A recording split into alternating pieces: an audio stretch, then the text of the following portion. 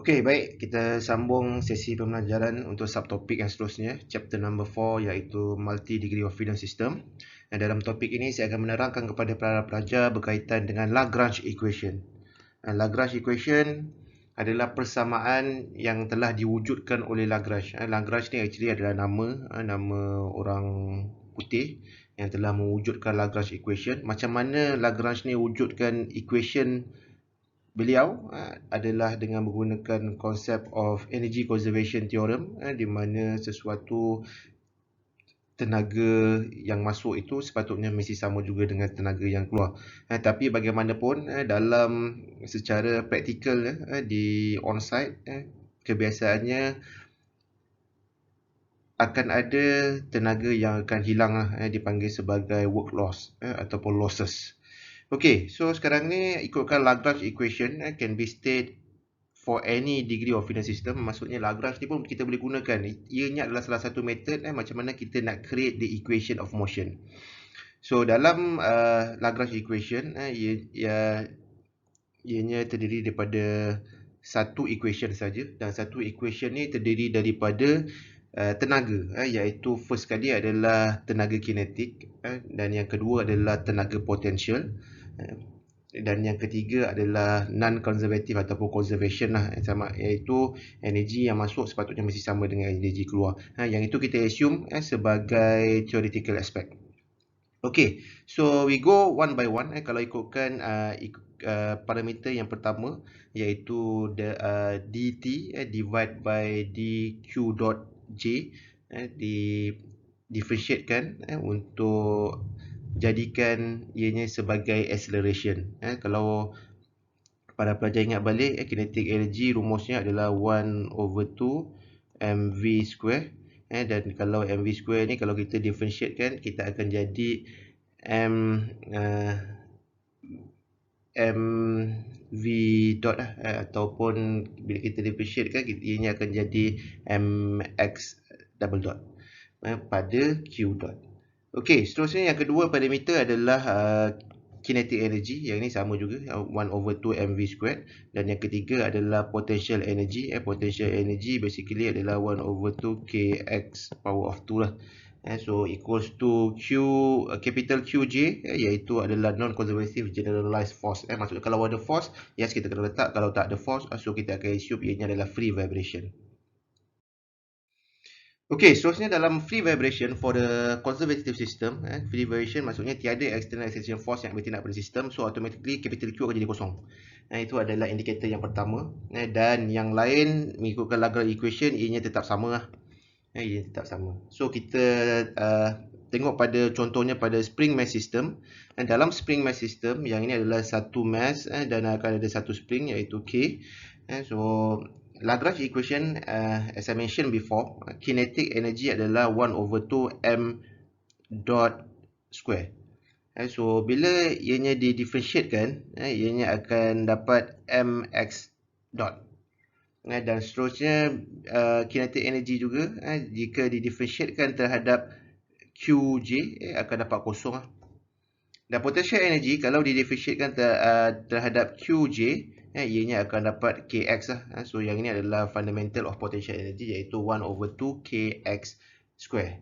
So bila kita dah convert ke semua ataupun parameter ataupun equation kinetic energy dan potential energy ni, apa yang seterusnya kita buat, kita masukkan dalam Lagrange equation. So yang ini adalah Lagrange equation pada setiap parameter, pada setiap rumus yang berada dalam Lagrange equation.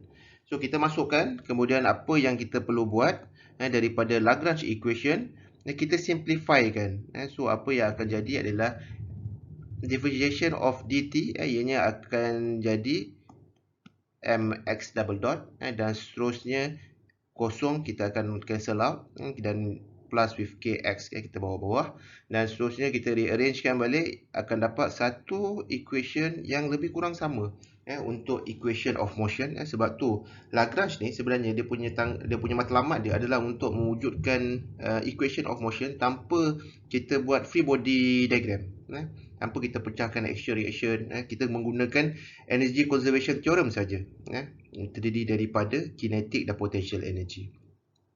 Okey, seterusnya jika dalam sesuatu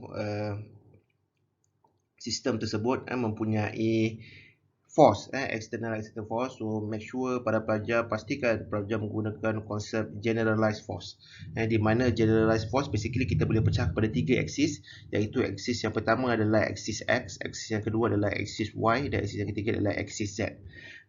So it's depend acting under K math in the X, Y or Z direction. So make sure bila ada external excitation force pada setiap aksis, make sure para pelajar tambahkan dengan menggunakan equation ni. So yang ni adalah Lagrange equation untuk generalized force, di mana summation of force Fxk delta xk divide by delta qj plus fyk delta yk divide by delta qj plus fzk delta zk divide by delta qj. So pastikan para pelajar kena ingat equation ni sama ada ianya akan diberikan dalam peperiksaan ataupun para pelajar boleh mengingatinya lah. Okay, dan seterusnya, apa defined by capital X, Y dengan Z is the displacement. Ini dinyatakan displacement. Sebab tu kalau ikutkan, displacement ianya berubah pada koordinat iaitu small q. Kita multiply dengan F, dia akan jadi work done. Sebab tu kerja sama juga dengan force multiply dengan displacement. Itu adalah konsep daripada dynamics. So dan yang ini adalah statement of the K mass in the X, Y and Z direction. Itu pelajar-pelajar kena ingat bahawa setiap mass tu dia akan bergerak pada paksi 3 aksis ni. Okey, yang tu adalah case untuk translation, tapi untuk case torsional system, apa yang pelajar kena ubah, basically pelajar kena ubah F yang akan replace jadi moment. Ingat moment adalah FD, mesti ada F tu must be perpendicular to the distance, to the length from the center of rotation, and then the moment acting about the axis. Yang ini adalah contoh. Jadinya kalau Fxk, jadinya ianya adalah rotate pada paksi X.